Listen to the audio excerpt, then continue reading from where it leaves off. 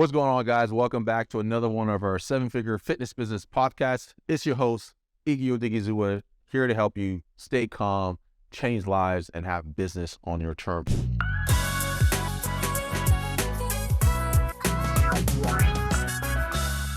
In today's episode, what I want to dive into is a question that I've been answering a lot frequently this week.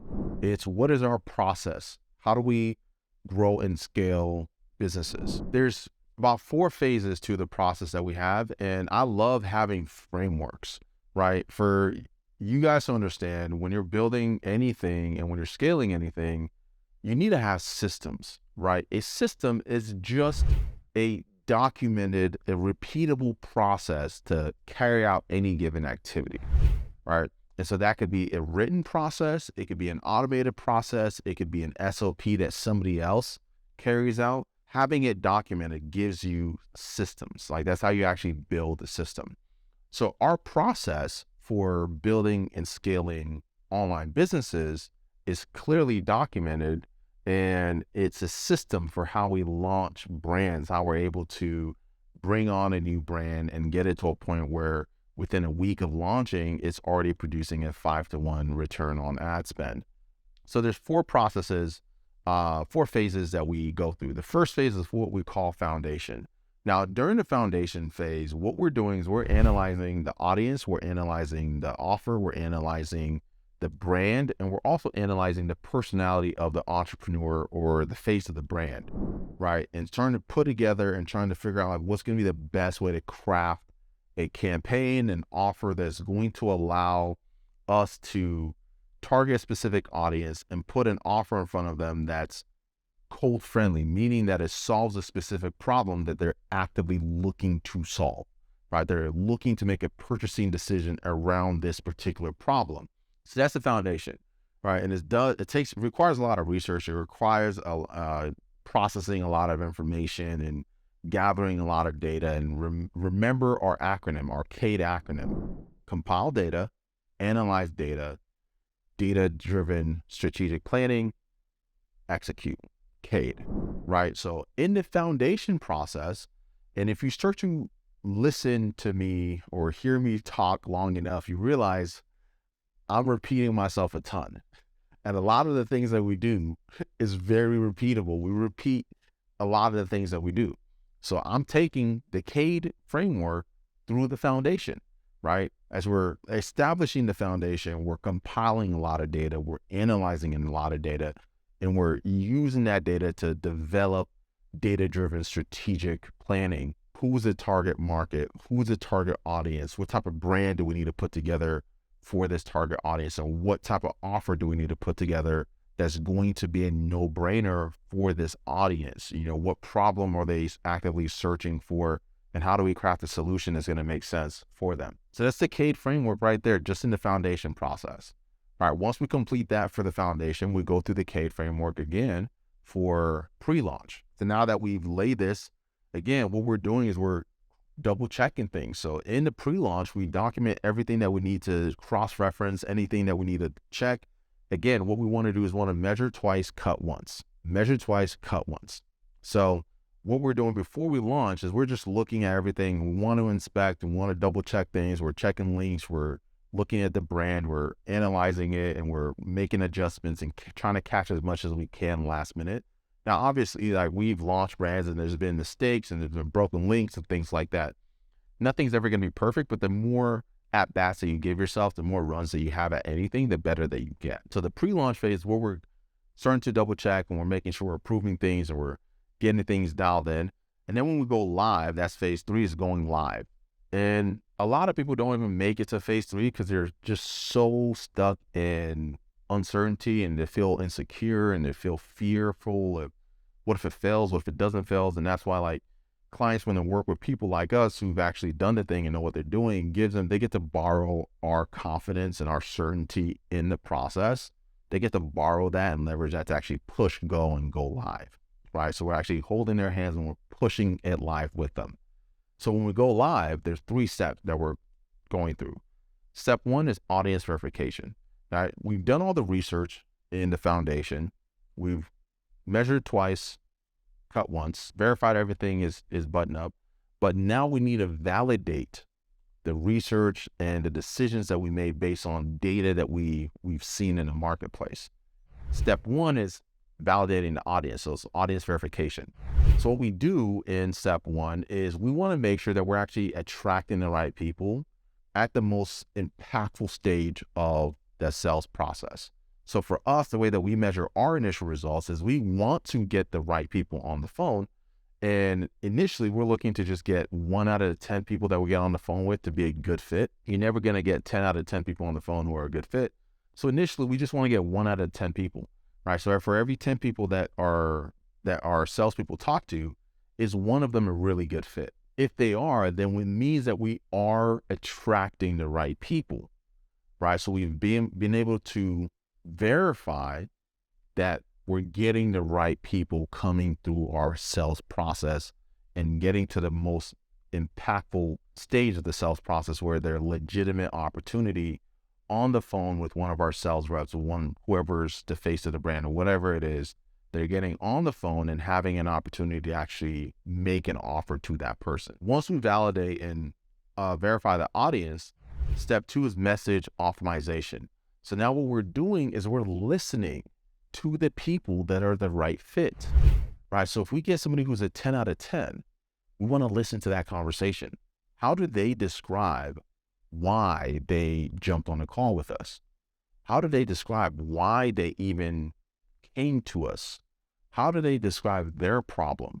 How are they describing their goals? How are they describing their struggles, right? So we're taking that information and we're using it to update our marketing message.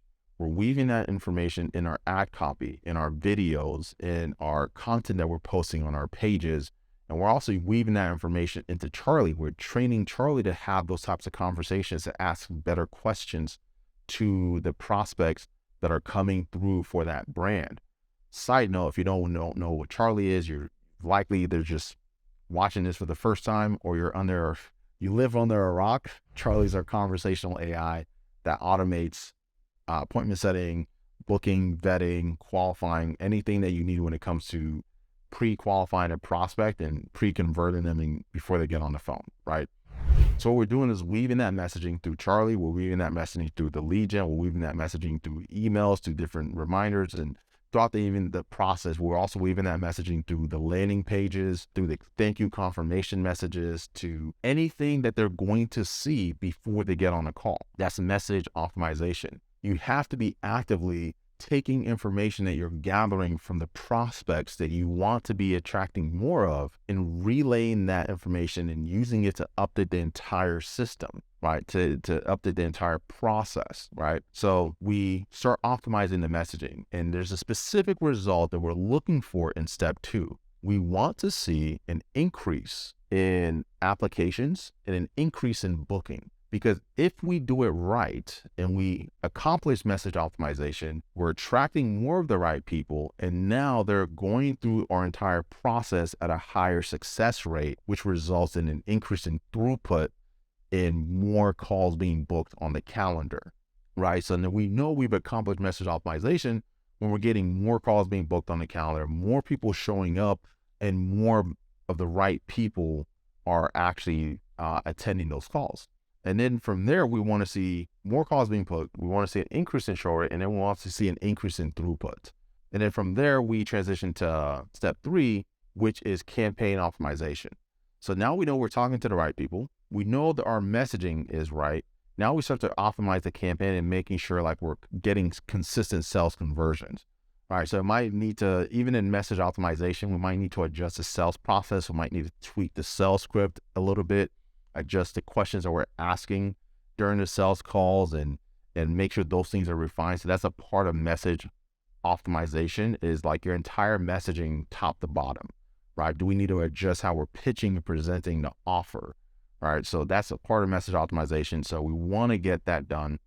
Once the message has been optimized, like you should be we want to see sales being made at this point. So we know the message is optimized. We're getting leads within KPI. The lead nurture process and appointment setting process, the message is optimized. We want getting bookings within KPI. And we know that messaging is optimized as far as the sales goes. When we're getting sales within KPI, we're starting to see some consistent sales conversion. That transitions us to step 3, which is campaign optimization. This step is all about knowing our cost per acquisition. Even if our cost per acquisition is $1,000, at least we know what it is because we're tracking it meticulously. We're tracking it and we know what our cost per acquisition is. So now we can go, okay, we're talking to the right people. We're communicating to them the right way. Our average cost per acquisition is $1,000. Now we can start to analyze, what is the constraint? Why is our cost per acquisition only $1,000? Where's the leak in our system, right? And we can start working to get that down. And our goal is we want an acquisition for like an online fitness business to be about $500 a pop. So for every $500 that we spend, we should be acquiring a new high ticket client at a 4-to-1 ratio. So either that client should be paying us $2,000 or more if we're spending $500 to acquire that client. So that's our thinking behind it. Once we get it down within the KPI and we're like, all right, well, why are we not converting more efficiently? We're looking at, okay, what's our opt-in rate? Is our opt-in rate within KPI? We want an opt-in of 20% or more. What's our lead to opt-in to application ratio, right? What does that look like? And we want to get to a point where our application has a 40% completion rate. All right, so for one of our brands, we're analyzing this last week, we realized like, hey, we're getting our cost per application, we're getting our cost return on ROAS, the return on ad spend, at a 5-to-1 ratio. In fact, one of them is at a 7-to-1 ratio. And we analyzed, well, but wow, like right now there's a massive leak in our application process where it only has a 17% completion rate. If we can get that up to 40%, all of a sudden, we just dramatically increase the number of sales calls that we have without having to increase the number of our ad spend, right? By just fixing that one bottleneck. So that's where in phase 3, in step 3, we're starting to look to optimize the campaign. And when I'm talking about the campaign as a whole, I'm not just talking about like ads. I'm talking about the entire acquisition system. That's our campaign. What is the ultimate goal of a campaign? What's the ultimate goal of the acquisition system? Is to produce sales. Is to produce a return on investment. When I'm looking at campaign, just so we're on the same page, we're looking at the entire thing. We're looking at how the ads are performing, how the funnels are performing, how our messaging process is performing, how our application process is performing, how our sales process is performing. We're looking to optimize the entire campaign as a whole. Once we get that dialed in and accomplish campaign optimization, that's when we're able to get consistently sales for less than $500 a pop. At this point, we have a profitable acquisition system. And then we transition to phase 4, which is what we affectionately call the money button, right? In phase 4, we're here and now we're thinking, how much money do we really want to make? How big do we want to grow this business? How much do we want to scale it? In phase 4, there are 3 questions that you're answering all the time. How do we profitably increase ad spend? How do we increase sales conversions? And how do we keep our fulfillment from breaking and turn it into a compounding machine? So when you have a really good acquisition system coupled with a great fulfillment system, you have a business that's compounding, building reputation, getting more referrals, increasing market share, increasing profitability, and becoming more valuable, and becoming actually a very valuable enterprise. So once we get that done, we're answering those 3 questions at any given time. If we properly increase ad spend, it puts constraint on the sales team.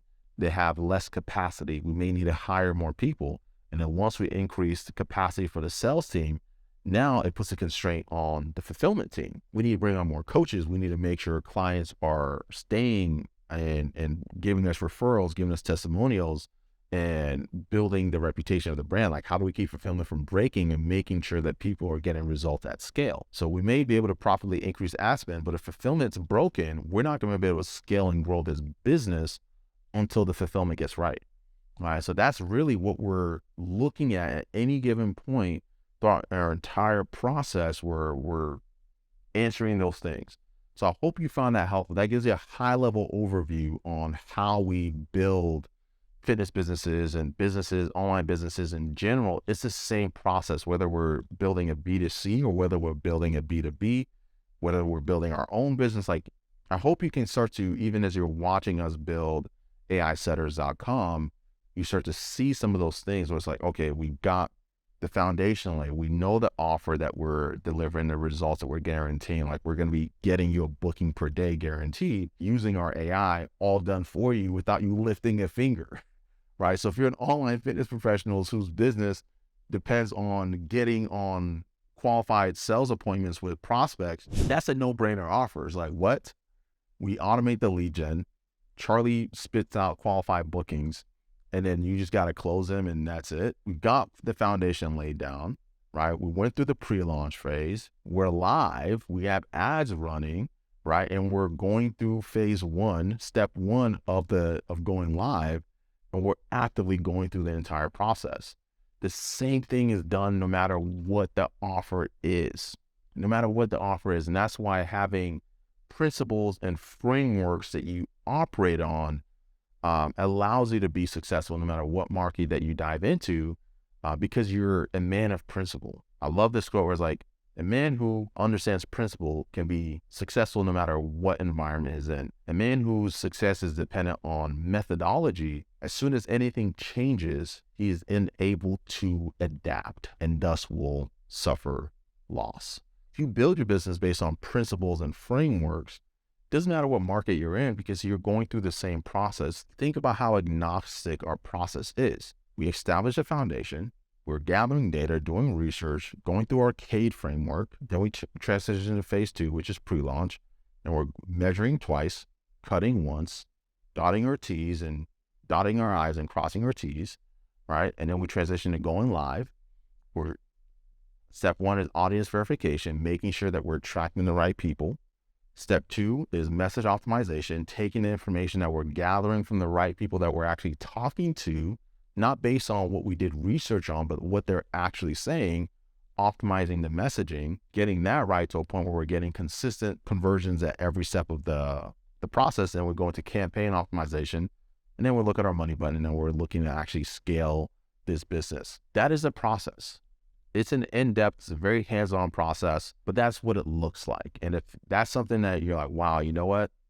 I love the way you broke it down. It makes a ton of sense. Now I get why you guys can launch new brands with cold traffic without posting on social media every single day or going into Facebook groups or going live all the time or doing any of this nonsense that some of these coaches and quote unquote gurus teach you to do, while we're able to launch businesses and offers with cold traffic and make them profitable.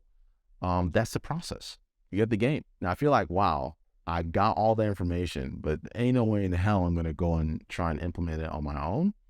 Go ahead and go to aisetters.com and get a demo of Charlie, because we only take people through that process that are using Charlie, right? And that's the benefit of using Charlie and hiring Charlie, is that not only do you get the AI doing your appointment setting for you, but now you have the bandwidth to actually focus on going through every one of those steps and going through the phases without getting bogged down in the mundane day-to-day of having the same conversations with prospects over and over and over again. So I hope you find that helpful.